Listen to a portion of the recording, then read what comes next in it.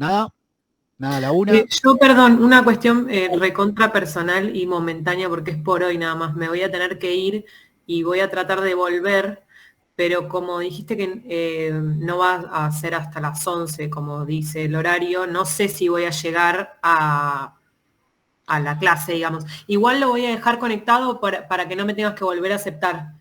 Pero, Hagamos una cosa. pero te En digo, este para el presente momento, en un ratito lo escribo. pongan el presente en este momento ya todos Ok, los que, digo, como para que pongan el presente en este momento y bueno, dale, después si perdón, quieren hacer comentarios, los hacen, pero que ya que quede el presente todos juntos ahí. Bien, así ya me quedan los presentes. Espero 2 minutos que pongan todos sus presentes y ya arrancamos. Perdón, profe, consulta porque veo que están poniendo... No, están escribiendo literalmente presente y otros su nombre y su apellido. ¿Cuál es la cosa? No importa porque pongan lo que, si quieren pongan un puntito, porque yo después copio todo y todos tienen el nombre que tienen asignado en el mail. Por lo tanto, no es problema. Ok. Perfecto. Bueno, yo de mientras ustedes van poniendo el presente, yo voy a ir compartiendo pantalla para que, para que se vea el PowerPoint. Profe, consulta. Sí, De los decime, dos Santiago. manuales que están ahí, ¿se utilizan los dos al mismo tiempo o...? No. Si ustedes miran el cronograma, Sí. a ver ahí les voy a... ¿Ven el cronograma? Primero vamos a usar el principio de economía y después vamos a usar el de macroeconomía. No. ¿Ven se ve lo que estoy compartiendo en pantalla? Es muy chiquito, sí. Pero, sí, profe. Pero ya sea, bueno, si ven...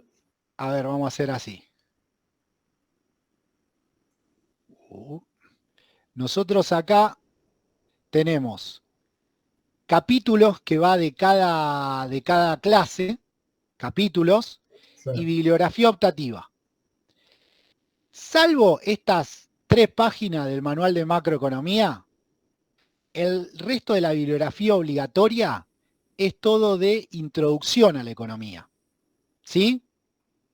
Toda la bibliografía optativa del manual de macroeconomía. Es decir, nos basamos principalmente en el manual de introducción. Lo de macro es optativo. ¿Sí? Después miren... El que nombrás como introducción es el que dice principios. Principios de economía, sí, okay. ese. Después lo demás es si se quiere optativo. No se hagan problema por eso. Bueno. Profe, una consulta. ¿Y esta bibliografía está subida al campus ya? Sí, lo tienen. Vamos a hacer una breve pasada por el campus. ¿Me ven todos el campus? En el grupo de WhatsApp ya lo subimos. Bueno, pero igualmente les comento el campus. Bueno, contacto cronograma es paralelo para las 2 cátedras, para las 2 comisiones. Acá tienen los 2 contactos, abajo tiene el mío. No le manden a Tomás, mándenme a mí. Después, en la comisión virtual lunes, esperen que alguien se está uniendo. Permitir. En la comisión virtual lunes, bueno, tienen la presentación, tienen el link de Google Meet, que ya igual lo tienen. Bueno, todas las cuestiones. Después, el cronograma, haciendo clic tienen el cronograma. Bibliografía, haciendo clic en esta carpeta, sale la bibliografía. Y después el programa, también haciendo clic en el programa, le sale toda la materia. Después, abajo tienen las clases. Unidad 1. En la unidad 1 tenemos un PowerPoint y un material optativo que ahora lo vamos a ver. Después, en la unidad 2, lo mismo, todos los PowerPoint. En la unidad 3, lo mismo, todos los PowerPoint. Lo mismo que en la unidad 4, todos los PowerPoint. O sea, tienen todos los materiales en el campus. Todos. Si quieren, ahí que, bueno, Santiago lo estaba pasando todo en el grupo, pero si no, otra manera que yo no la hice, pero bueno, es bastante fácil de hacer, que cualquiera la puede hacer, es bajar todo a un drive y comparte el drive. directamente. Pero en el campus lo tienen todo al alcance y ordenado por clase, por fecha, está todo en orden. Eso no hay ningún problema. Quizás la clase de hoy se nos estire un poco porque, bueno, vamos con más de media hora de presentación, pero normalmente está todo ordenado y vamos a terminar relativamente temprano, 9 de la noche, más o menos. Bueno, ¿estamos hasta acá? ¿Dudas, preguntas o arrancamos con los contenidos? Arrancamos con los contenidos. Bien, hoy lo que vamos a ver es el capítulo 1, que son principalmente los 10 principios de economía. De nuevo, son 10 principios que plantea Mankiw. No es que todos los economistas dicen que estos son los 10 principios santísimos que bajaron del monte Sinaí. No, son 10 principios de economía que plantea Mankiw para él. Y bueno, lo plantea en su texto. Como primera cuestión, lo que hace Mankiw es definir qué es la economía. Y acá da una definición. Comentario, no es la única definición que hay de economía. Obviamente que esta es la definición que plantea Mankiw, hay otras definiciones de economía. La palabra economía surge de lo que es el griego eikonos. Eikonos quiere decir a grandes rasgos el manejo del hogar. Básicamente, las unidades productivas en la Grecia antigua eran los hogares, las casas, y entonces la economía era manejar esas casas. Después, a lo largo del tiempo, hubo distintas definiciones de economía. Adam Smith dio su definición de economía, Marx dio su definición de economía, la escuela neoclásica dio su definición de economía, que terminó siendo esta que plantea Mankiw, y Keynes también dio su definición de economía. Es decir, hay muchas definiciones de economía. Mankiw se queda con esta definición, que básicamente dice que la economía es el estudio de cómo la sociedad administra sus recursos que son escasos.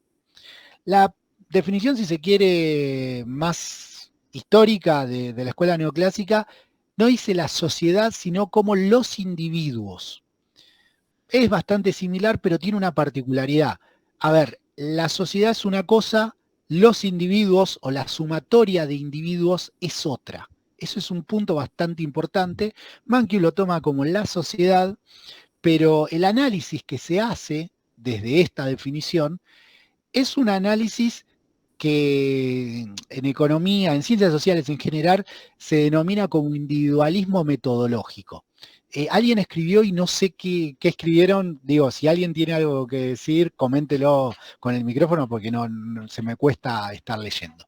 Bueno, le decía, individualismo metodológico. Y en ese sentido, ¿qué es lo que se plantea?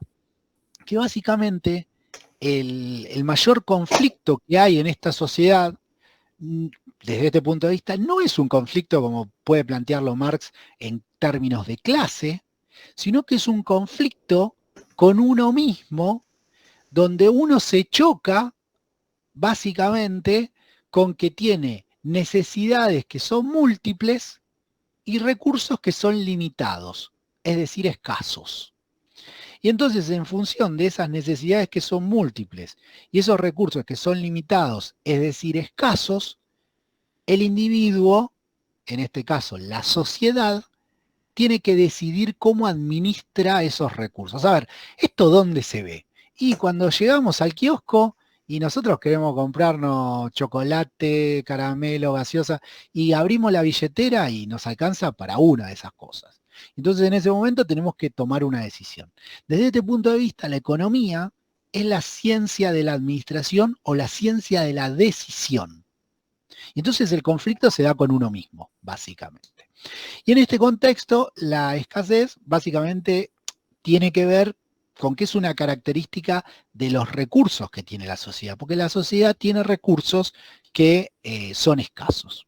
Bueno, acá, continuando con lo que dice, las sociedades tienen recursos que son escasos y la manera en que se administran son el objeto de estudio de la economía. Básicamente, qué decisiones toman los individuos, qué compran, cuánto trabajan, porque también el trabajo, la cantidad que uno tiene de trabajo también es escaso, entonces tiene que elegir dónde trabajar, si es que puede, o al menos decidir dónde trabajar entre las posibilidades que tiene, cómo se interrelacionan, cuánto ahorran y en qué invierten. En este sentido, la economía... Perdón, una pregunta. Escasez hace referencia más bien como a la cuestión como de la finitud del recurso, Sí. ¿no? A una cuestión de cantidad, sino de lo limitado que es. La escasez en este caso justamente se da en términos relativos. ¿En qué sentido?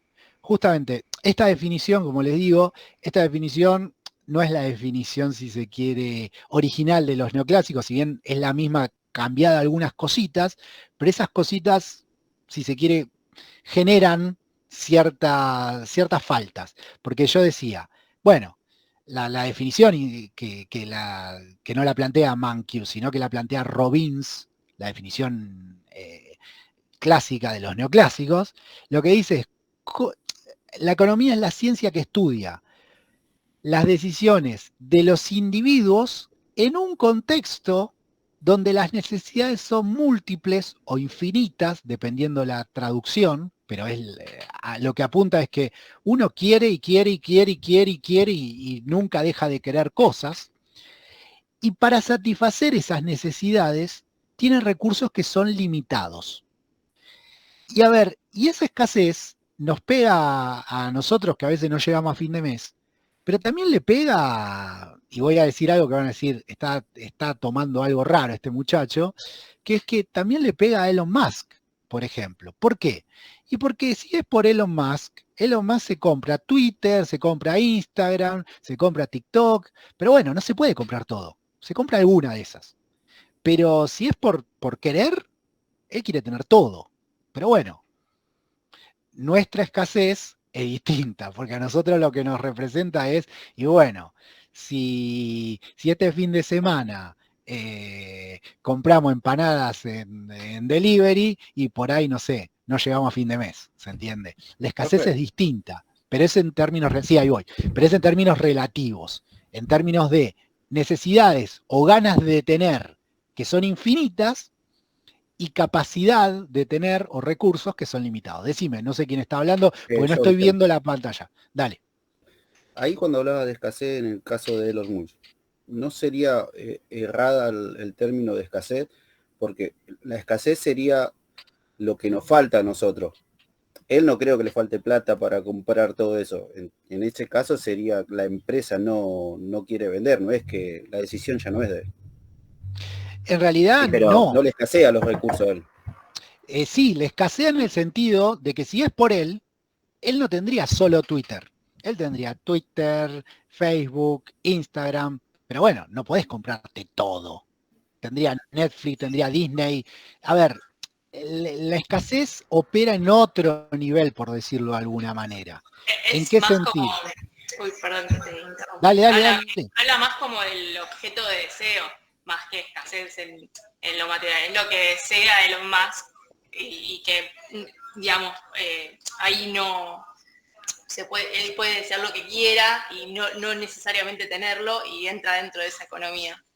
Claro, es la relación entre lo que nosotros queremos tener y lo que podemos tener por los recursos que tenemos. A ver, de nuevo, nosotros quizás nuestra escasez opera en necesidades básicas. ¿Qué quiere decir? Y qué bueno, si me compro empanadas, después el resto del mes tengo que comer polenta. ¿Se entiende? Bueno, Elon Musk, si se compra Twitter, no se va a poder comprar Instagram, por decirlo de alguna manera.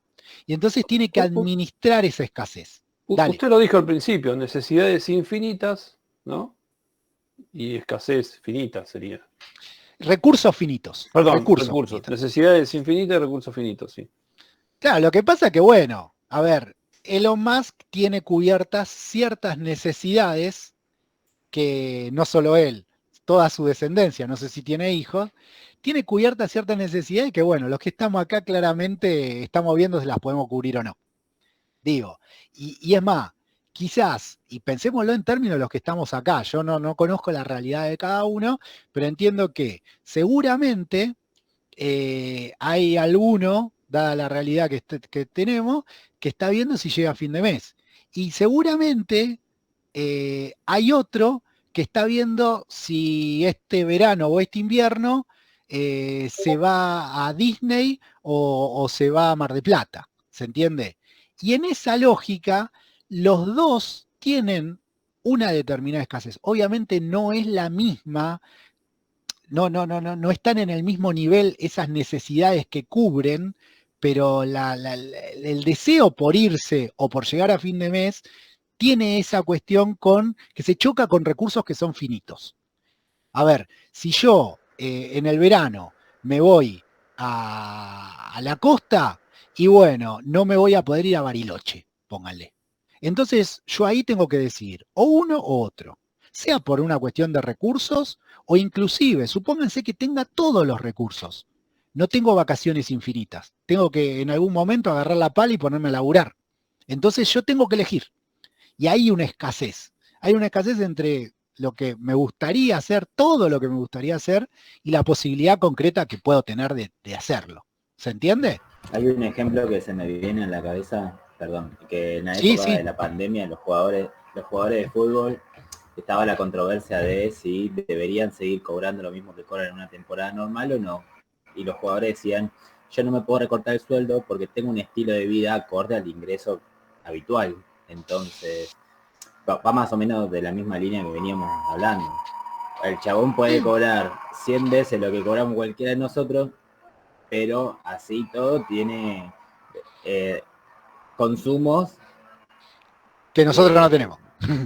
Que los hace poner por ahí en la misma situación que nosotros cuando tenemos que elegir el ejemplo del profesor. Si hoy pido empanadas y por ahí mañana como arroz blanco, ¿se entiende? Claro, o como algo medianamente ajustado hoy y mañana.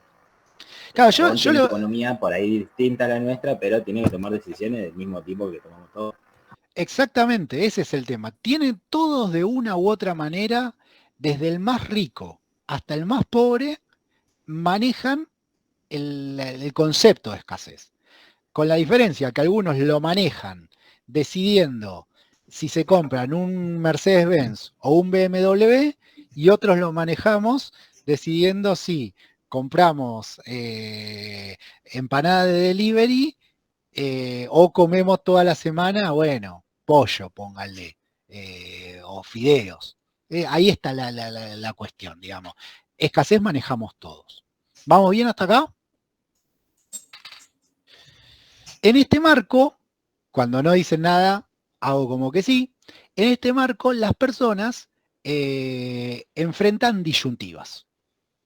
Y enfrentan disyuntivas básicamente con esto que decíamos. Uno puede tener mucha plata o tener poca plata, pero uno decide en qué gastar esa plata. Y estas disyuntivas, dentro de todas estas disyuntivas, una disyuntiva muy importante que tienen sobre todo los hacedores de política, es la disyuntiva entre eficiencia y equidad. ¿Qué implica eficiencia y equidad? Básicamente, si dejamos que la sociedad produzca todo lo que puede producir y nos desentendemos de los resultados de su distribución, o si nos metemos en los resultados de esa distribución y afectemos esa eficiencia. ¿Qué quiere decir esto? Y que por ahí, si dejamos que el mercado haga lo que se le plazca, por ahí producimos un montón, pero socialmente no hay equidad y socialmente no es sostenible en términos políticos o sociales. Pero cuando nos metemos a toquetear la cuestión de equidad, de una u otra manera afectamos al mercado y afectamos, además de más allá del mercado, afectamos las decisiones de inversión y por lo tanto a mediano plazo eso genera una menor eficiencia económica. Entonces esa es una de las tantas disyuntivas, una de las más importantes. Después hay muchas disyuntivas más, por ejemplo, que están ligadas a esto. Salud versus economía. A ver, yo tengo que dejar que una curtidora de cueros produzca y tire todo lo que produce al riachuelo y que después la gente que vive alrededor del riachuelo se muera, o tengo que, bueno, ponerle algún límite a esa empresa. Esto tiene que ver tanto con salud y economía como productividad y contaminación.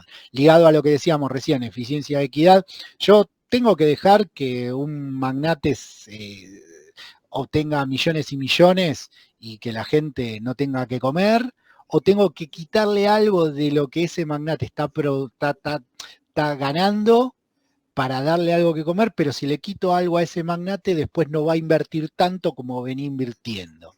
Son disyuntivas que no solo afectan a las personas que interceden en la economía, sino que también hay alguien con el micrófono abierto y me cuesta hablar y escuchar ese micrófono abierto.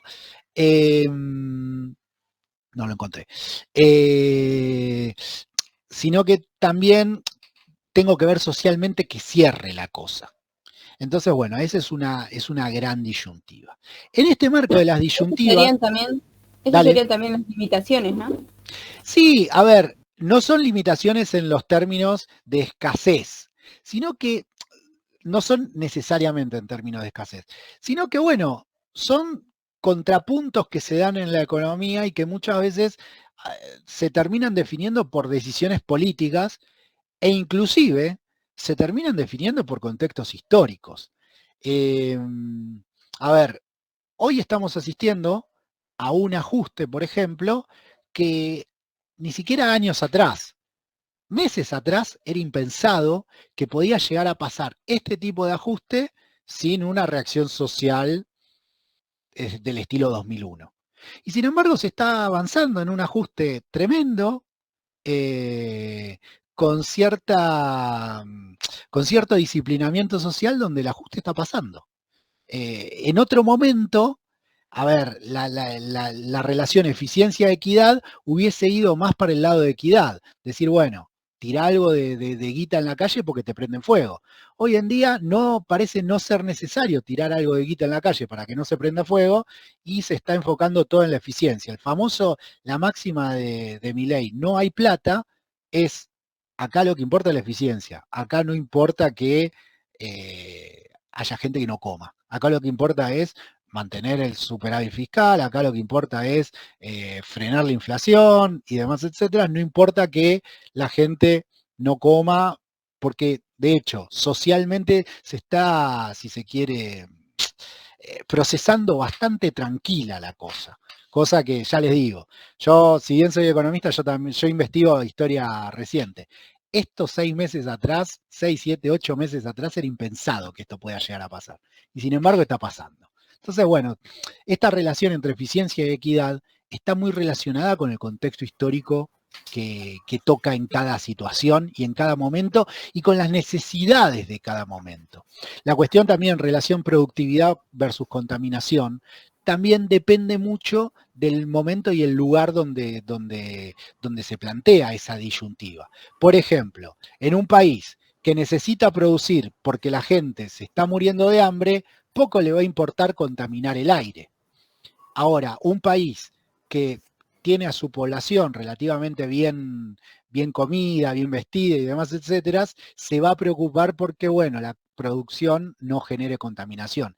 Y es por eso que tecnología... Porque las necesidades son diferentes. ¿Cómo? Perdón, no te escuché. Porque las necesidades son diferentes. Porque las necesidades, porque el contexto es diferente, exactamente. A ver, tecnologías de minería que en Canadá o que en Noruega o en Australia están prohibidas, en países más tercermundistas están permitidas.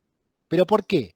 Y porque Canadá, porque Australia tienen niveles de vida que se pueden permitir decir, no, eso no te lo permito producir así. Y bueno, y por ahí Argentina necesita producir minerales para obtener dólares, y bueno, y terminamos aceptando que minería a cielo abierto, ¿se entiende? Que en otros países está prohibida. Entonces, por ejemplo, también en el tema del café torrado. El café torrado está prohibido en todo el mundo, y acá en países tercermundistas lo seguramente yo tomo café con torrado. No sé cuál es cuál, pero bueno, yo tomo el Dolca.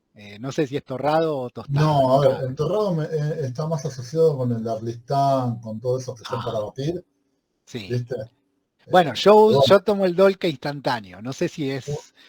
Uruguay, por ejemplo, no lo permite. Claro, No, claro, no, bueno, pero Es eso, están en un nivel donde pueden decidir. Bueno, nosotros estamos en un nivel donde no estamos pudiendo decidir mucho. Bien. Vamos con lo que tenemos. Vamos con lo que tenemos, con lo que hay. Segunda cuestión, ligado a esto de la disyuntiva, el costo de oportunidad. Básicamente, cuando uno decide, no solo decide en función de los costos y los beneficios explícitos, directos, sino que también decide por algo que se denomina, a veces uno lo piensa intuitivamente, lo hace intuitivamente, pero siempre está, el costo de oportunidad. A ver, a ustedes siempre este ejemplo me sirve mucho más cuando doy clases en facultad privada porque pagan una cuota.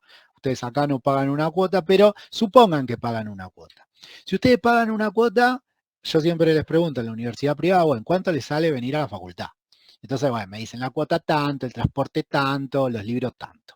Entonces me hacen una cuenta y me dicen, me sale tanto por mes. Y entonces yo siempre les digo, graciosamente, qué barato. ¿Por qué? Porque en esa cuenta no se está contabilizando lo que se denomina costo de oportunidad, que básicamente, ¿qué es? El costo de no estar haciendo otra cosa. Por ejemplo, ustedes no pagan cuota, pero en el caso de que tengan que ir al campus presencial, tienen que pagar un boleto de colectivo, tienen que pagar nafta, lo que sea. Si no leen de la pantalla, tienen que pagar apuntes. Y además, ustedes estando acá, se están perdiendo de estar laburando y ganando plata, por ejemplo. Se acotan que dice pagamos internet.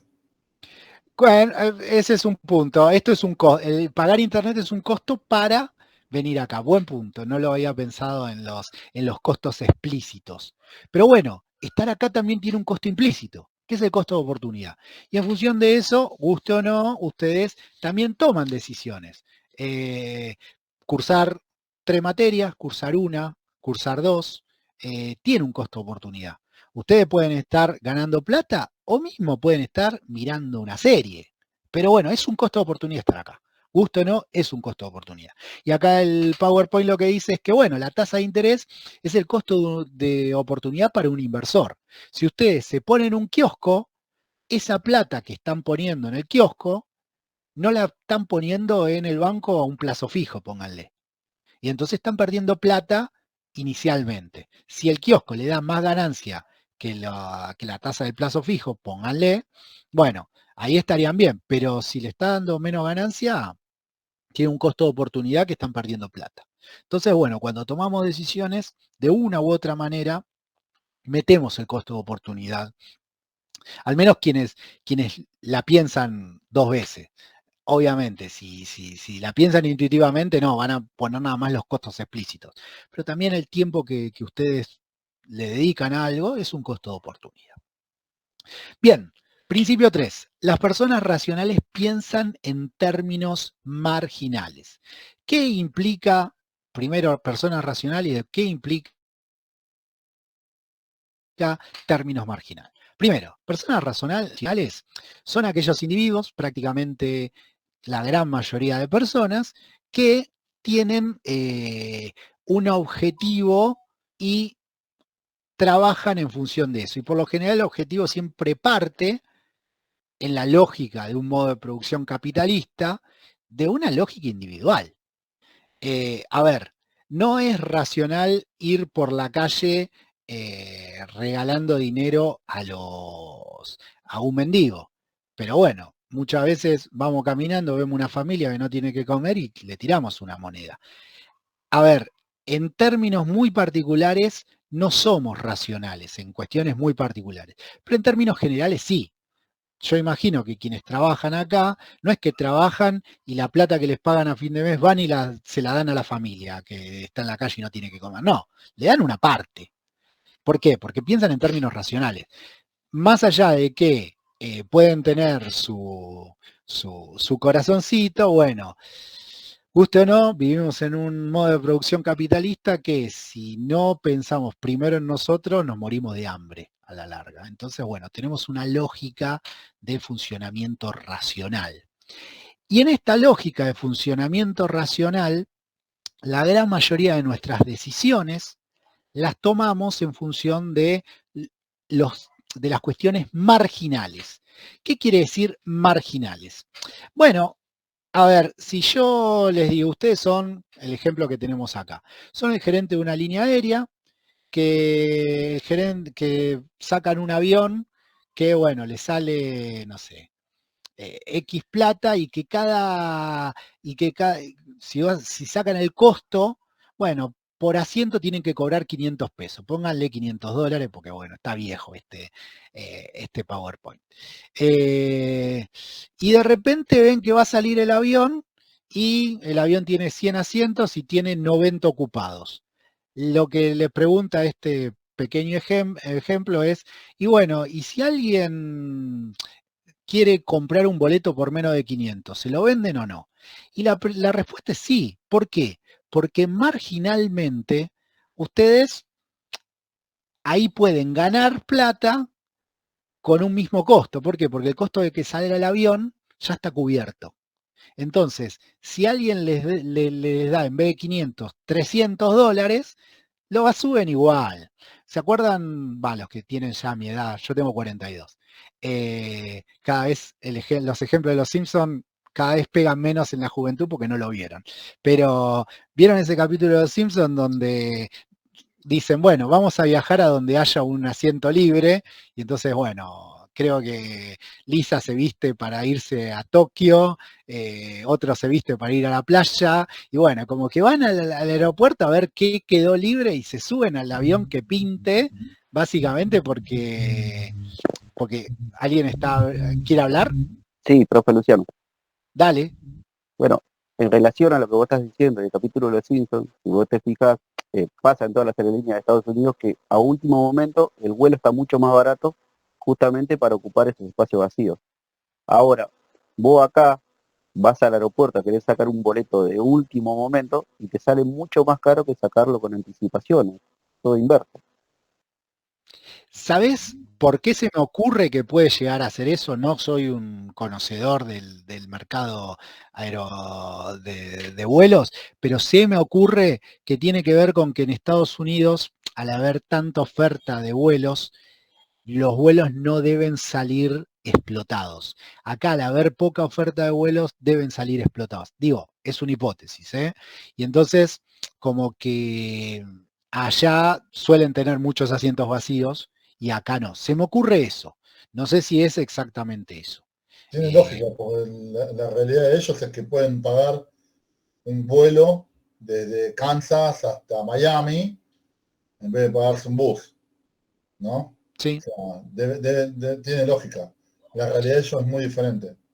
Sí. No sé si es exactamente eso, lo planteo como hipótesis. Puede que sea por eso. No sé si realmente es eso. Además, ellos allá tienen mucha competencia en el mercado aeronáutico, que acá es muy poca la competencia. Entonces, bueno, vuelos baratos hay y muchos. Acá hay vuelos que por ahí se pueden llegar a conseguir baratos, vuelos por Argentina, pero bueno, después por fuera no hay mucho. Bien. Esta cuestión de las decisiones por los cambios marginales también se aplica al dilema del agua y los diamantes. A ver, en economía siempre se usa esta cuestión del agua y los diamantes como un gran dilema. ¿Cómo? Perdón. John Stuart Mill. Sí, Stuart Mill lo plantea, pero a ver, se plantea desde distintos puntos de vista. El agua y los diamantes, la pregunta que siempre se hace es, ¿por qué el agua, siendo algo tan vital para la vida, es tan barata? Y los diamantes, siendo algo tan superfluo para la vida, no son muy baratos que digamos. La explicación desde el marco teórico que adopta Mankiw, que es el de Stuart Mill, es la explicación de la teoría subjetiva del valor. ¿Qué es lo que dice la teoría subjetiva del valor? Básicamente, el agua es barata. ¿Por qué? Porque es abundante y entonces no genera mucho bienestar, mucha utilidad marginal. El próximo trago de agua, yo lo tomo, pero si no lo tomo, puedo aguantar porque total me tomé un trago de agua hace un ratito. Entonces, como es abundante, no es muy cara, por decirlo de alguna manera, porque el beneficio marginal que genera es pequeño. Y entonces yo tengo poca propensión a pagar el agua. Y los diamantes, como son escasos, entonces básicamente la gente no tiene muchos diamantes, tiene muy pocos diamantes, de hecho hay gente como yo que no tiene diamantes, imagino que todos los que estamos acá no tenemos diamantes, y entonces ante esa escasez, el beneficio de tener un diamante es muy elevado y por lo tanto la gente que puede está dispuesta a pagar mucho por eso. Esto desde el otro lado, desde la teoría objetiva del valor, se explica de otra manera. ¿Qué es lo que se dice? Esto no está en el manual, pero se los comento. El agua es barata, básicamente porque conseguir agua no exige mucho trabajo por litro. Y entonces el valor del agua es bajo. Ahora, conseguir un diamante, meterte en la mina, sacarlo, pulirlo y demás, exige mucho trabajo y por lo tanto tiene un valor elevado, tiene mucho trabajo socialmente aceptado incluido. Y siempre entre economistas se da este debate, ¿no? Porque el agua es barata y cada una de las escuelas tiene su explicación. Pero bueno, esto tiene que ver, visto del lado de Mankiw, con lo que plantea Mankiw desde que, bueno, es un planteo marginal, en el margen. El agua tiene un beneficio marginal muy bajo, los diamantes tienen un beneficio marginal muy alto. ¿A qué se debe? A la abundancia del agua y a la escasez de los diamantes. ¿Vamos bien? ¿Preguntas o seguimos? Si nadie dice nada, seguimos. Fíjate que cambia la cuestión cuando ponele estamos en el desierto. Empezamos a elevar el costo digamos, el precio del agua, pagaríamos lo que sea, mientras que el diamante te lo tiro por la cabeza. Sí, a ver, acá crítica mía a la bibliografía y a este planteo que me decís. Yo estoy de acuerdo con eso en una situación de estar en el desierto. Ahora, ¿eso aplica al común desarrollo de una economía capitalista actual o aplica a una recontra ultra excepción? Para explicar... No, obviamente que son excepciones. Son totalmente excepciones, ¿no? Digo, como para pensarlo en términos más generales, ¿no? Para ver la capacidad explicativa de eso. Tiene una capacidad explicativa... Dale. Perdón, si fuera una situación dentro de lo cotidiano, que encontrarse en el desierto sin agua, en el desierto estaría lleno de puestitos de agua. Sí, aunque ahí se destruiría la escasez.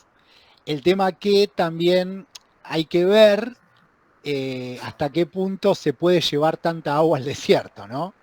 Y ahí si no vuelve la escasez. No sé, si alguien alguna vez hizo trekking, sabe que en los refugios de montaña, la misma latita que abajo te la venden a 2.000 pesos, arriba de un refugio de montaña vale, póngale 5.000. Y ahí también podemos hacer la misma cuestión. ¿Por qué vale 5.000? Y alguien te va a decir, ¿y por qué es escasa? Ahora, cuando vos le preguntás al refugiero, lo que te va a decir es que a mí me cuesta mucho traerla desde abajo. Y de nuevo, está el debate de si el valor es un valor en términos objetivos o es un valor en términos subjetivos. Nada, lo dejo como para que lo pensemos, ¿no? Pero el tema es que si la gente que sube la paga 5.000, ¿por qué la va a vender a menos también? No, es que más vale que si la gente está dispuesta a pagar 5.000, obvio que la va a pagar la va a vender a 5.000. Eso sin lugar a dudas. El tema es que muchas veces te dicen, no, yo no te la puedo cobrar menos de 5.000 porque me meto en algo muy puntual que son los refugieros. Los refugieros tienen gente que le pagan por subir con mochilas grandes. Y entonces en esas mochilas grandes le suben materias primas, básicamente. Materias primas, comida y demás, etcétera, que se consumen arriba. Y a su vez cuando bajan con basura. Y obviamente te dicen, no, yo le tengo que pagar a un postero que vaya, suba y baje con la mochila, y entonces la tengo que cobrar esto. Y obviamente que solo la paga aquellas personas que pueden pagarla y tienen el interés de tomarse una gaseosa arriba de un cerro, ¿no? Que está re bueno. Como que te sentís muy raro tomando una gaseosa fría, o quien toma, yo no tomo alcohol, una cerveza fría en una laguna de alta montaña. Bien. ¿Cómo las personas toman decisiones? Seguimos con esta línea. Las personas piensan racionalmente y a su vez las personas actúan en función de los incentivos. A ver, ¿qué es un incentivo? Básicamente, un incentivo es aquello que induce a alguien a actuar de una determinada manera. Estos incentivos pueden funcionar de distintas formas, vamos a ir viéndolo a lo largo de la materia, ahora vamos a tirar algunos. A ver, por ejemplo, si se obliga a las personas a usar tapaboca, porque si no, no te dejan entrar a un kiosco, y bueno, de una u otra manera estás incentivando a esa persona que use tapabocas. Cuando se dio todo el tema de la vacunación del COVID, había muchos espacios que ya se estaba abriendo la cuarentena, había muchos espacios que no te dejaban entrar si no tenías el certificado de vacunación de hacía no sé cuántos meses para asegurar que tenía ya anticuerpos, por ejemplo. Entonces son incentivos que de una u otra manera hacen que a uno le dé ganas de entrar a algún lugar y se tenga que vacunar, o a otro no quiera entrar en ese lugar y no se vacune.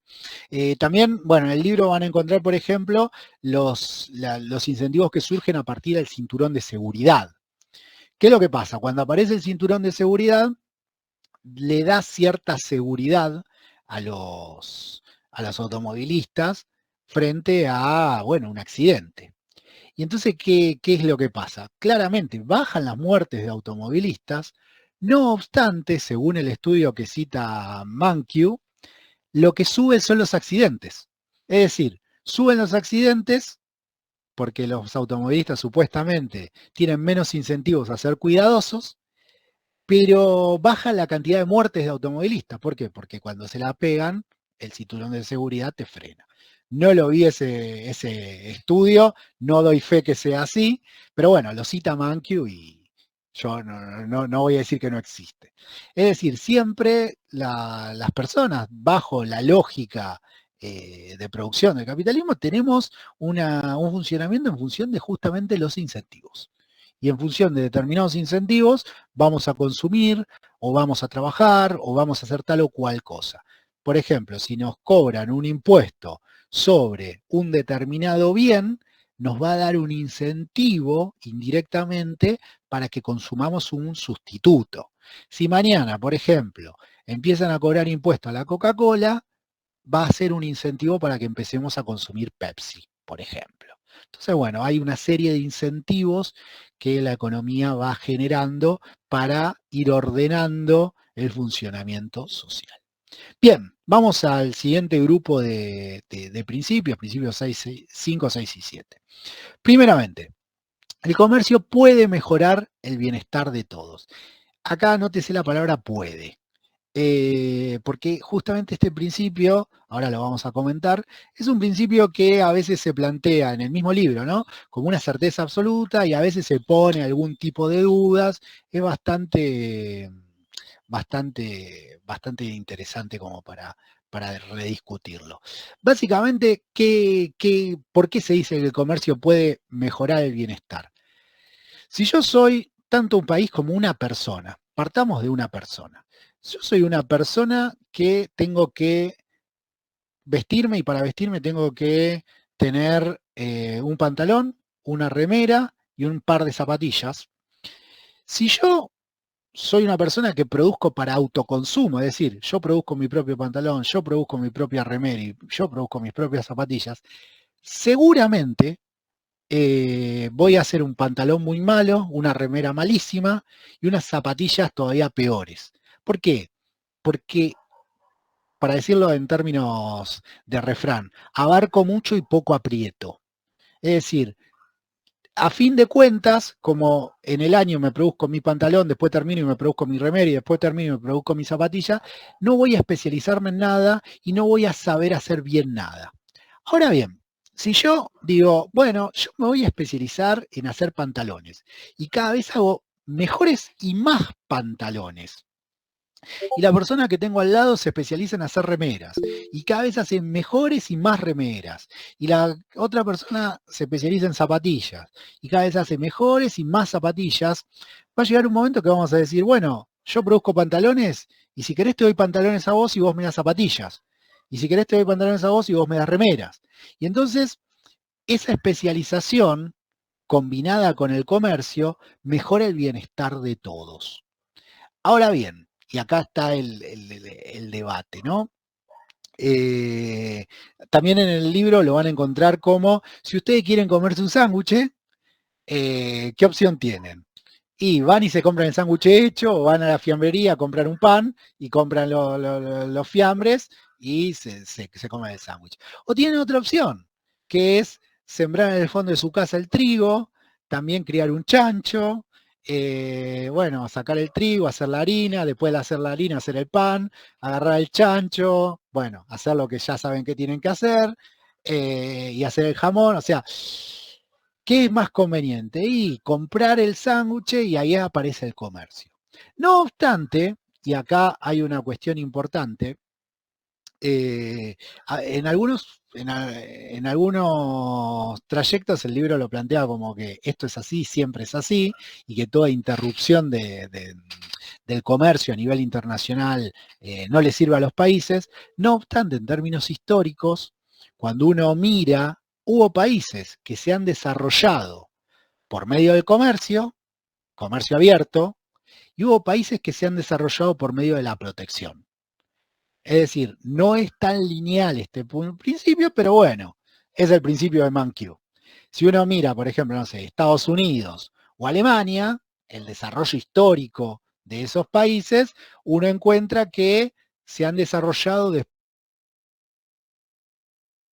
de tener políticas fuertemente proteccionistas. Hay un texto muy famoso entre los economistas que se llama Pateando la escalera. Pateando la escalera lo que implica, lo que dice es que, bueno, muchos de los países que hoy en día abogan por el libre comercio, originalmente eran altamente proteccionistas. Y entonces, una vez que lograron una determinada escala y una determinada productividad que les permite ir a competir contra el mundo, ahí sí se tornan libre comercio. Pero hasta hace un rato no. Algo similar pasa con China. Si uno mira, China hoy en día es el mayor partidario del libre comercio. No obstante, uno miraba a China hacía 20 años y eran muy, muy cuidadosos con permitir la entrada de bienes y servicios al país. Entonces, bueno, está esta cuestión del comercio mejora el bienestar, pero también hay como contrapartida muchos casos reales de países desarrollados que no se han desarrollado justamente por medio del libre comercio, sino que se han desarrollado por casos completamente distintos. Cuando vamos a los casos históricos tenemos de todo. Y entonces ahí los debates son bastante fuertes entre economistas. Al menos entre economistas que estudiamos la historia. ¿Qué quiere decir? Que no nos quedamos en el modelo, sino que, bueno, que tratamos de ver, bueno, este modelo cómo se aplicó en términos concretos. Entonces, bueno, ahí se encuentran bastantes visiones encontradas. ¿Vamos bien hasta acá? ¿Dudas, preguntas? Estaba pensando el caso de cuando subió el precio del petróleo, el OPEP, ahí en la década del 70, ahí se perjudicaron el resto del planeta, básicamente. Si cada uno tenía su propia vaca muerta, ponele. Si cada uno tenía su propia vaca muerta, la OPEP no hubiese tenido el poder que tuvo en ese momento. Claro, a ver, ¿qué es la OPEP? Como, porque, claro, no sé quién lo comentó, pero pues no estoy viendo quién habla. Tipo, Matías. Matías lo comenta como algo que por ahí Matías sabe, pero por ahí el resto no lo sabe. ¿Qué es la OPEP? La OPEP es un conjunto de pocos países que tienen producción petrolera y que básicamente lo que hacen es cartelizarse. ¿Qué es cartelizarse? Decir, bueno, ¿vendemos todos juntos o no vendemos ninguno? básicamente no compiten entre sí. O sea, venden prácticamente como un monopolio cuando en realidad son algunas empresas, pero que están todas cartelizadas, centralizadas. En su momento, en los 70, la OPEP dio un golpe de mercado y hizo que, por medio de restringir la oferta de petróleo, el precio del petróleo suba. Si en muchos países había petróleo, la OPEP dejaba de existir como capacidad de mercado, capacidad de imponer precio de mercado. Y justamente a partir de por ejemplo, este avance de la OPEP, es que aparecieron, por ejemplo, si uno mira en términos comparativos, en los 70 y en los 80, a partir de que la OPEP empieza a subir el precio del petróleo y por consecuencia sube el precio de la nafta, en Estados Unidos se llenó de autos japoneses. ¿Alguien sabe qué particularidad tenían los autos japoneses que se llenó Estados Unidos de autos japoneses? ¿Alguien se le ocurre? Miren lo que son. Combustible. Consumen menos combustible, pues eran todos autos, si se quiere, compactos. Bueno, ¿se acuerdan de Homero cuando va a buscar a Flanders y le dice, pero es un compacto? Bueno, ¿qué implica que es un compacto? Hoy en día sería un Volkswagen Up que tiene un motor 1.0. Está re bueno porque consume nada. Lo que pasa, bueno, no tiene mucha velocidad, no tiene mucha fuerza, pero no consume nada. En Estados Unidos, entre los 70 y los 80, aparecieron autos japoneses por todos lados, porque eran autos compactos. Acá tenemos también otro incentivo, ¿no? Y también, en este periodo, también aparecen muchas motos. Y es un periodo donde la industria automotriz estadounidense, que uno lo piensa como el auto gigante, con motor grande y demás, etcétera, empieza a tener fuertes cortocircuitos, ¿no? Porque justamente tener un auto, un V8, era para millonarios, cuando 10, 15 años atrás lo tenía cualquier familia estadounidense. Bien. Principio 6. Los mercados son un buen mecanismo para organizar la actividad económica. ¿En qué sentido plantea esto Mankiw? Básicamente, los mercados lo que dan son señales por medio de precios. Y entonces, las economías, en este sentido, los mercados, asignan sus recursos mediante justamente decisiones que tienen que ver con las señales de precios. A ver, si ustedes son un empresario y ven que tiene un campo, y ven que el precio de la soja sube, y el precio del trigo baja, seguramente la próxima cosecha van a sembrar soja.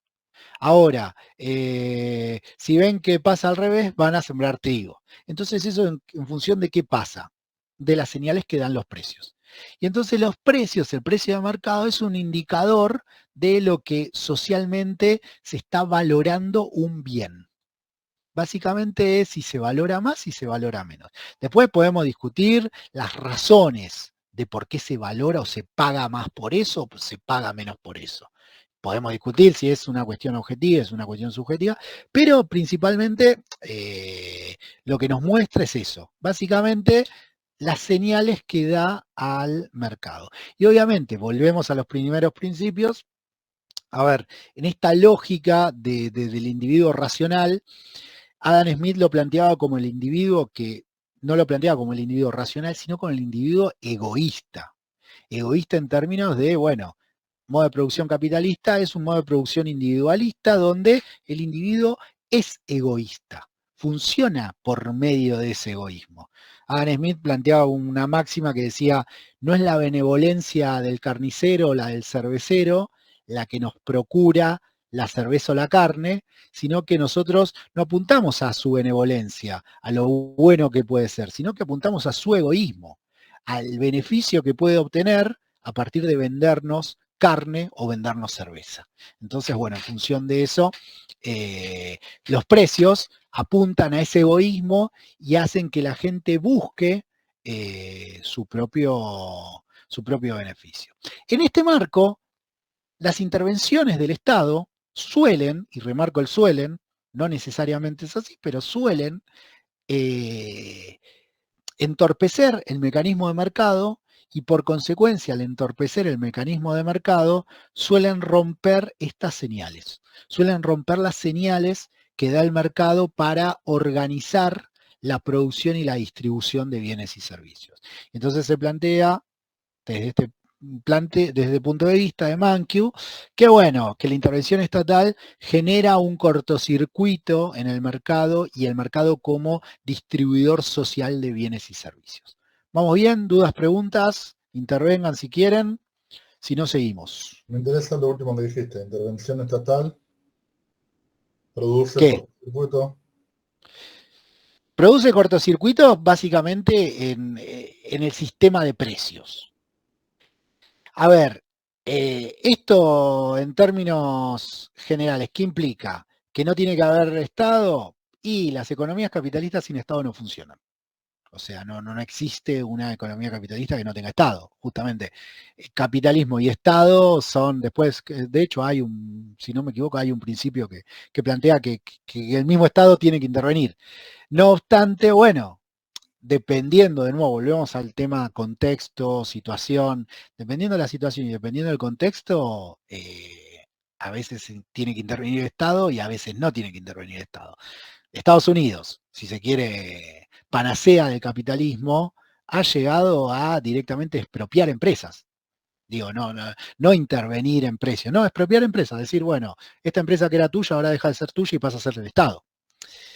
Ahí, obviamente, no es la cuestión de esta materia, si les interesa el tema, me piden bibliografía y un montón. Ahí la cuestión está en la teoría del Estado y hasta qué punto el modo de producción capitalista requiere o no Estado y cómo funciona y cómo se relaciona ese Estado con el modo de producción capitalista. De nuevo, es una cuestión que, a ver, podemos hablar desde el manual y podemos tirar la máxima de que sí, cuanto menos Estado mejor, póngale. Podemos ir a otro manual que diga cuanto más Estado mejor, pero la realidad es que en cada momento histórico el Estado fue llevando adelante, de nuevo, acá me corro del manual, me corro de los manuales y me voy a la historia. En cada momento histórico las exigencias del capitalismo han tenido como exigencia una forma determinada, distinta, dependiendo del contexto y dependiendo el periodo histórico, una forma determinada, una necesidad determinada de Estado. No es el mismo tipo de Estado el que se necesitó a la salida de la crisis del 30 que el Estado que, si se quiere, surge en la crisis del 70. ¿Se entiende? Históricamente, de nuevo, acá nos vamos del manual y vamos a la historia, históricamente la forma estatal va mutando, y va mutando dependiendo del momento histórico. A ver, mismo en Argentina, no ha sido el mismo Estado el que se requirió para sostener el modo de producción capitalista en la década del 90, en la convertibilidad, que en la posconvertibilidad, ni que en la actualidad, ¿se entiende? En cada momento el Estado cumple una determinada función. Eso obviamente que tiene en el medio, y nos vamos todavía más de la cuestión económica y nos metemos más en cuestiones sociológicas, de ciencia política, en cada momento histórico el Estado cumple un rol distinto. Y el rol que asume también tiene que ver, no está predeterminado, hay conflictos de clases, hay fracciones que pujan por hegemonizar ese Estado, es decir, es como una complejidad muy fuerte, que obviamente el manual nos va a decir una respuesta unívoca, pero la respuesta en el fondo que tendría que dar alguien que haya analizado esto es más complejo, digamos. Pero bueno, lo podemos discutir, no hay ningún problema. De hecho, a mí son temas que yo continuamente, siempre me invitan a distintos espacios de charlas y debates y siempre estoy discutiendo, ¿no? Así que desde ya cualquier inquietud me escriben o lo planteamos por acá, no hay ningún problema. ¿Vamos bien? Sí, ¿O sí. mucha información? Bien. Sí, sí. Bueno, sigamos con el principio 7. El gobierno puede mejorar los resultados del mercado. Vieron que acá ya nos estamos, como que fuimos de un lado, ahora vamos para otro. El gobierno puede mejorar los resultados del mercado. ¿En qué sentido puede mejorar los resultados del mercado? Y bueno, a veces aportando lo que se denomina eficiencia, es decir, haciendo que el mercado funcione mejor, y a veces aportando lo que se llama equidad, es decir, haciendo que los resultados del mercado sean socialmente aceptables. ¿Cómo se aporta a la eficiencia? Básicamente combatiendo lo que Mankiw denomina fallas de mercado. Hay un debate muy fuerte sobre, primero, si las fallas de mercado existen. De hecho, hace poco, no sé si Milei o Caputo discutieron si existen o no las fallas de mercado. Desde otro lado de la biblioteca lo que se dice es, la falla de mercado, hay que denominar las fallas si están continuamente presentes o hay que denominarlas normalidad de mercado. Son debates que se dan dentro de la ciencia económica. Mankiw lo plantea como falla de mercado, como que existen efectivamente, y que estas fallas de mercado básicamente afectan el funcionamiento del mercado.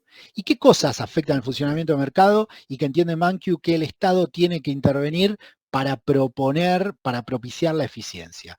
Y por ejemplo, cuando hay algo que se llama una externalidad, por ejemplo, un impacto de una acción de alguien, una acción económica de alguien sobre otro alguien que no está inmerso en esa acción económica, bueno, el Estado tiene que de alguna manera intervenir para solucionar este problema. Por ejemplo, el ejemplo clásico, no de este manual, pero que lo damos siempre en todas las materias de economía, es, suponiendo que yo tengo una carpintería y estoy todo el día con el martillo, y al lado de mi casa hay un consultorio de un psicólogo. Y entonces cuando va un cliente al consultorio, yo que estoy con el martillo, el cliente no puede hacer su terapia. Y entonces, ¿qué es lo que pasa? Ahí hay una externalidad. Frente a esa externalidad, que quiere decir que yo afecto a un tercero con mi actividad económica, de una u otra manera lo que se plantea desde el manual de Mankiw es que el Estado tiene que intervenir. Y tiene que intervenir para encontrar una solución. La solución puede ser prohibirme a mí que haga, que le pegue con el martillo, darle algún subsidio al psicólogo para que se ponga su consultorio en otro lado, cobrarme a mí un impuesto por tener la carpintería ahí. Digamos, hay distintas soluciones que plantea Mankiw, bueno, frente a una externalidad. Frente también donde, según Mankiw, tiene que intervenir el Estado es cuando algún actor social tiene demasiado poder de mercado. El caso arquetípico es frente a un monopolio.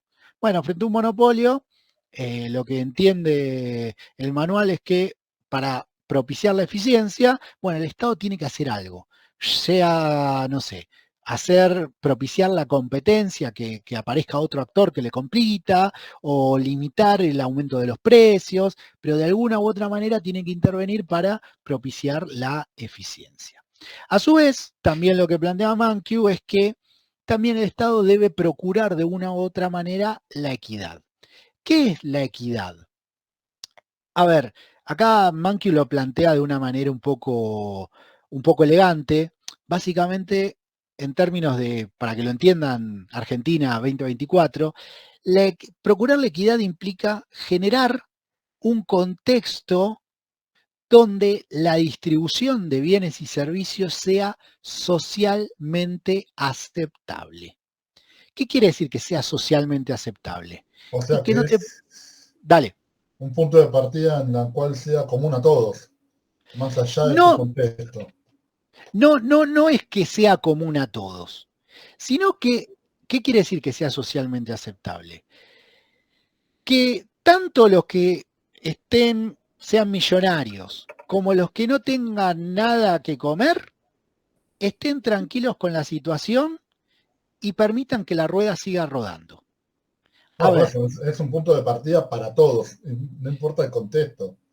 Claro, que sea aceptado para todos, que sea aceptado por todos. O por todos o por una gran mayoría. A ver, por ejemplo, en el 2001, frente a la crisis del 2001, esa forma que tenía el capitalismo argentino era insostenible, entre otras cosas, por una variable social. Las calles estaban prendidas a fuego. Frente a eso, ¿qué es lo que hace Duhalde? Duhalde inventa a gran escala algo que en su momento Alfonsín había hecho a pequeña escala, que son los planes sociales. A ver, cuando había una malaria tal que había comedores en cada esquina del conurbano, ollas populares, porque en ese momento todavía no había muchos comedores, había ollas populares en cada esquina del conurbano y había marchas continuamente y cortes y era imposible que la rueda siga girando. Bueno, busca una manera para solucionar eso, para hacerlo socialmente aceptable.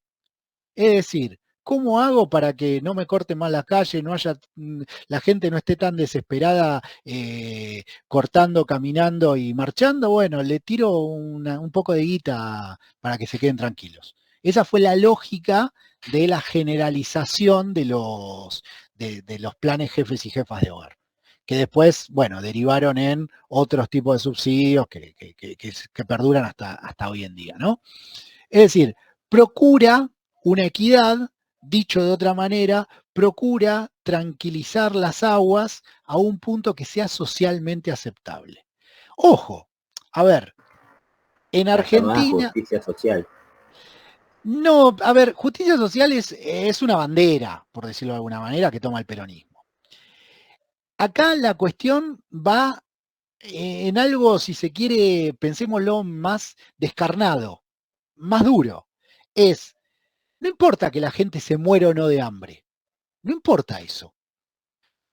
Acá lo que importa es si la gente está o no tranquila con su situación, sea que se muere o no se muere de hambre. ¿Se entiende? A ver, en otros países de Latinoamérica, la gente podía llegar a estar en peores condiciones de las que estaba Argentina en el 2001, y sin embargo quedarse tranquila en su casa cruzada de brazos. Y entonces el Estado, en este sentido, no tenía que intervenir para procurar algún tipo de equidad. ¿Por qué? Porque socialmente esos niveles de vida eran socialmente aceptables.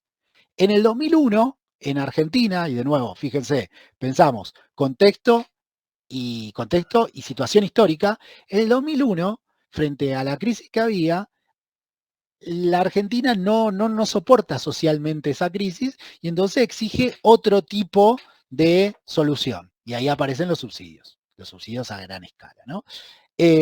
Quizás en otro momento histórico no eran necesarios los subsidios y la cosa pasaba, pero acá lo que se apunta cuando se dice equidad es que sea socialmente aceptable la situación que hay concreta. ¿Se entiende?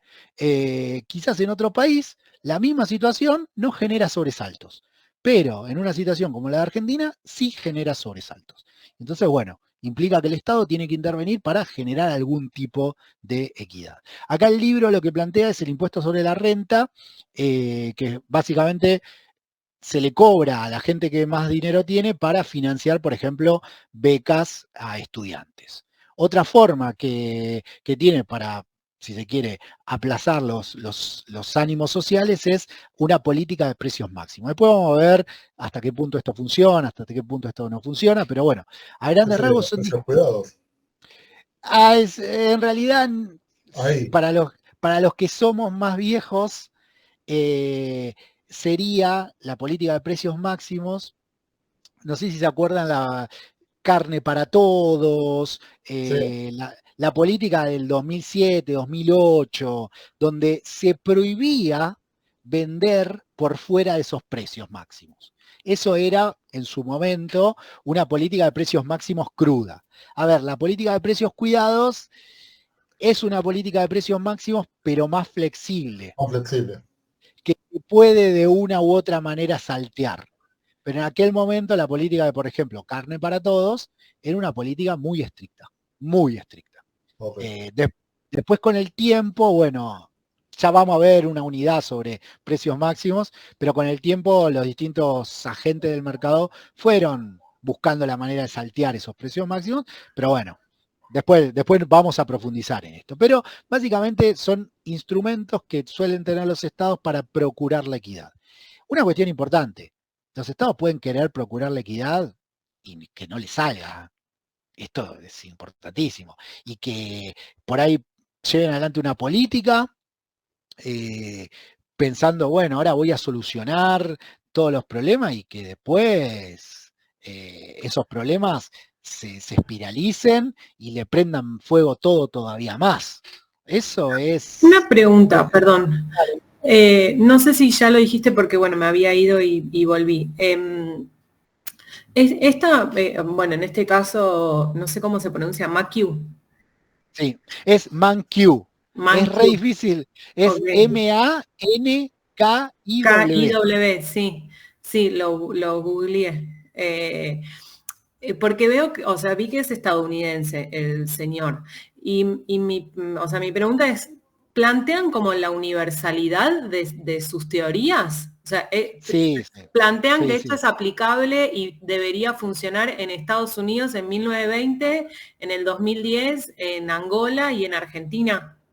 Sí, eso, bueno, no sé si justo en ese momento te fuiste, pero bueno, a ver. Perdón. Yo no, por ahí estabas y por ahí yo no hice tan... No, yo era la que te había dicho que me iba a ir, o sea, me fui media hora. No, está bien, pero por ahí yo no hice hincapié en eso. A ver, ese es el tema de los manuales. Se plantea como una verdad universal, absoluta, okay. Y se piensa la economía muchas veces de manera ahistórica. Claro, casi como una ciencia exacta, no como una ciencia social. Sí. Cuando se plantea ahistóricamente, quiere decir esto que decís vos, ¿no? Que son leyes que funcionan en todas partes y en todos lugares. Claro. Que no hay especificidades nacionales, que no hay especificidades históricas, y que entonces lo que funciona acá, funciona siempre y en todo lugar. Eso no quiere decir que no haya ciertas tendencias a que pasen cosas que de una u otra manera, de hecho hay un principio que habla de la emisión de dinero. A ver, me adelanto, ¿no? La emisión de dinero, si uno emite, en algún momento va a haber inflación.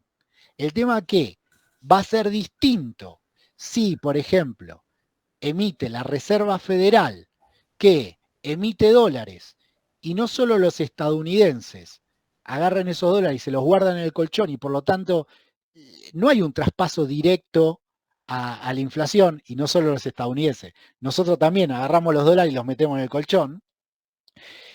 Va a ser muy distinto que sí, espérame que termino con esto y ya voy, que si en Argentina se emite, que los argentinos no guardamos en el colchón los pesos, sino que salimos a gastarlos, o peor, a comprar dólares, ¿se entiende?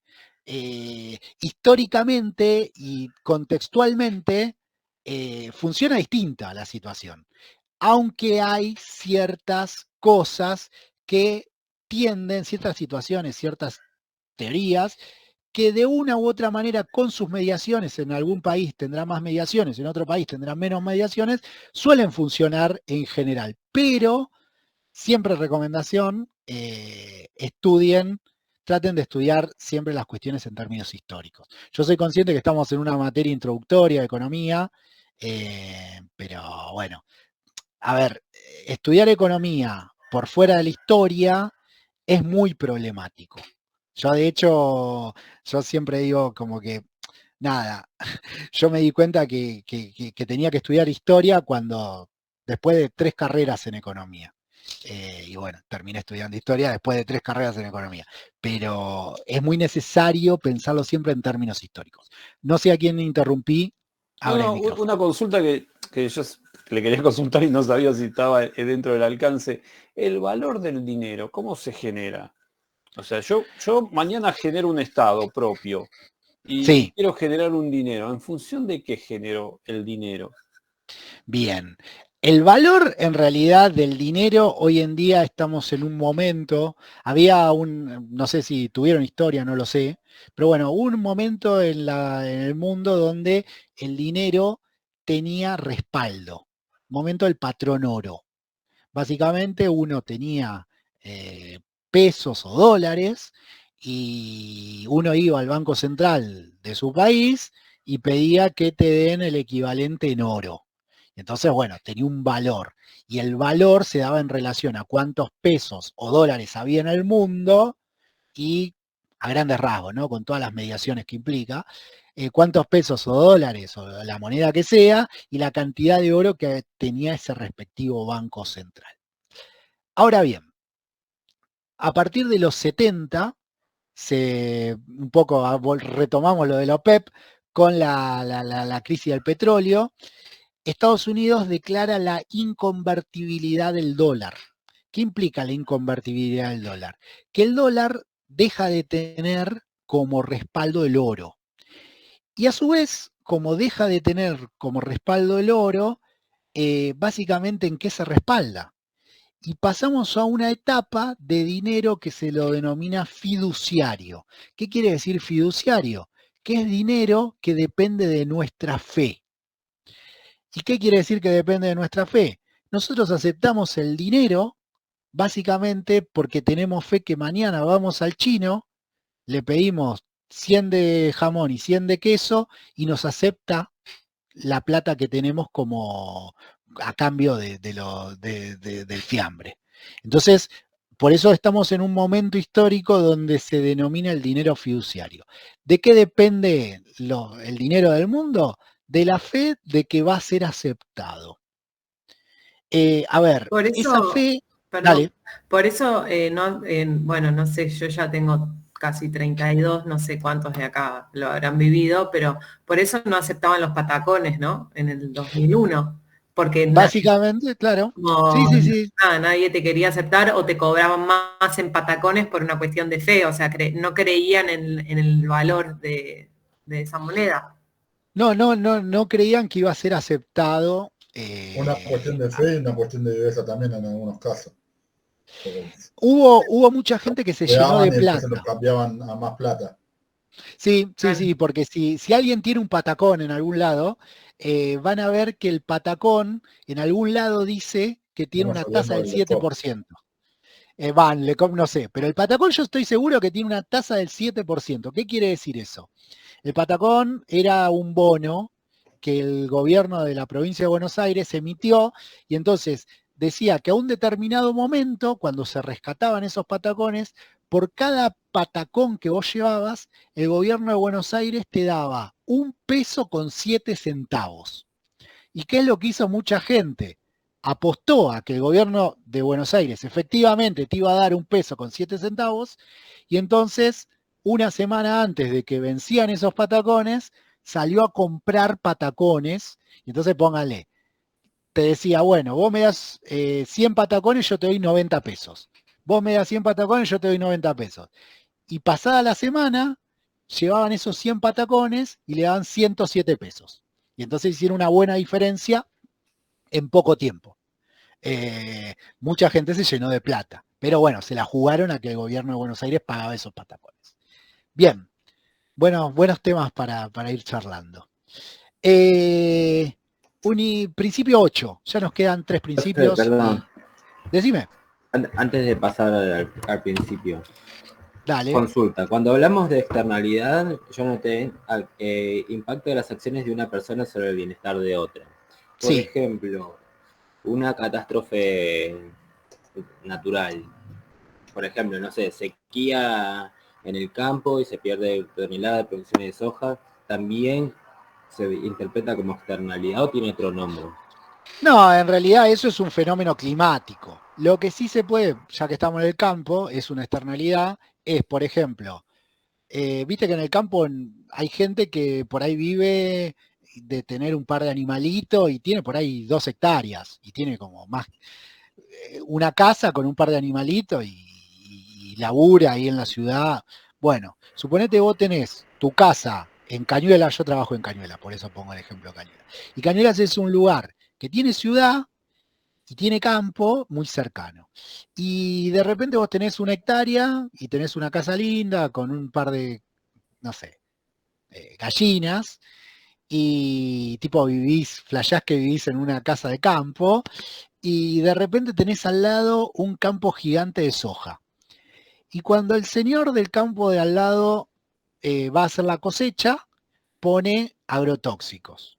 Y entonces te fumiga todo con agrotóxicos. A vos se te van a morir la gallina y posiblemente hasta puedas tener una afección de tu salud. ¿Eso qué es? Es una externalidad negativa que genera el que está al lado tuyo, que tiene un campo de soja, sobre vos. ¿Se entiende? Eso sería una externalidad negativa.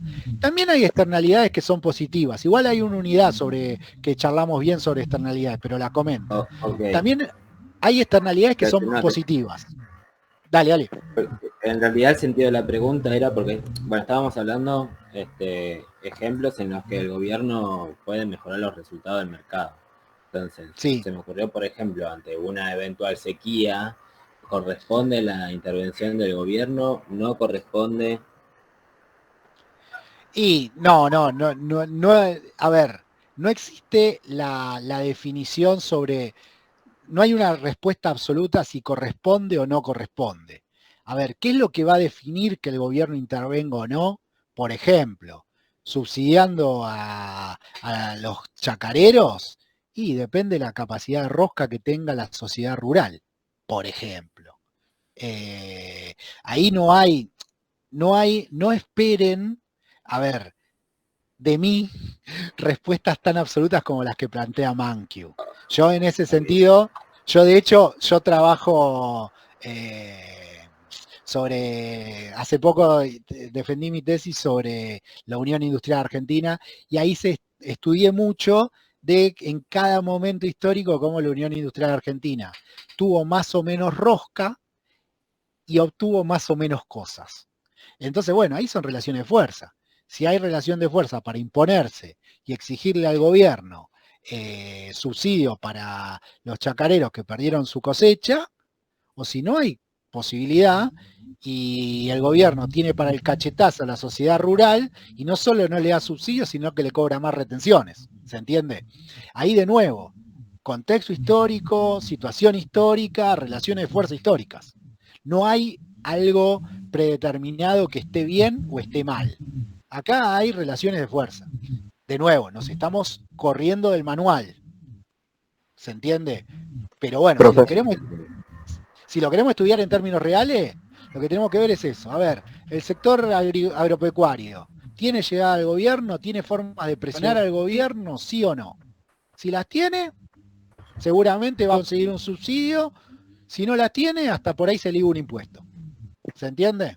Eso, justo o no, funciona así.